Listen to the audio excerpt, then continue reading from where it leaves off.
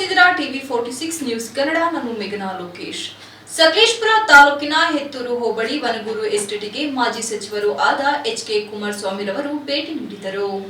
ಸಕಲೇಶಪುರ ಹೆತ್ತೂರು ಹೋಬಳಿ ವನಗೂರು ಗ್ರಾಮ ಪಂಚಾಯಿತಿ ವ್ಯಾಪ್ತಿಯಲ್ಲಿ ನಡೆದ ವನಗೂರಿನಿಂದ ಸುಬ್ರಹ್ಮಣ್ಯಕ್ಕೆ ಮದುವೆ ಕಾರ್ಯಕ್ರಮಕ್ಕೆ ತೆರಳುತ್ತಿದ್ದ 22 ಪ್ರಯಾಣಿಕರಿದ್ದ ಮಿನಿ ಬಸ್ ಬಿಸಲೆಘಾಟ್ನಲ್ಲಿ ರಸ್ತೆಯಲ್ಲಿ ಚಾಲಕನ ನಿಯಂತ್ರಣ ತಪ್ಪಿ ಅಪಘಾತವಾಗಿ ಪಲ್ಟಿ ಆಗಿ ಸುಮಾರು 20 ಜನರಿಗೆ ಗಾಯ ಆಗಿತ್ತು.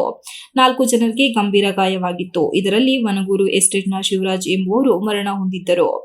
ಇವರ ಮನೆಗೆ ಭೇಟಿ ನೀಡಿ ಅವರ ಕುಟುಂಬಸ್ಥರಿಗೆ ಆತ್ಮಸ್ಥೈರ್ಯ ತುಂಬಿ ಅವರಿಗೆ ಬರಬೇಕಾದಂತಹ ಪರಿಹಾರವನ್ನು ಒದಗಿಸಿಕೊಡುವುದಾಗಿ ತಿಳಿಸಿದರು. ನಂತರ ಅದೇ ಗ್ರಾಮದಲ್ಲಿ ಹಲವಾರು ಜನರಿಗೆ ಗಾಯಗಳಾಗಿದ್ದು ಅವರುಗಳ ಮನೆಗೆ ಭೇಟಿ ನೀಡಿ ಗಾಯಾಳುಗಳ ಆರೋಗ್ಯವನ್ನು ವಿಚಾರಿಸಿದರು.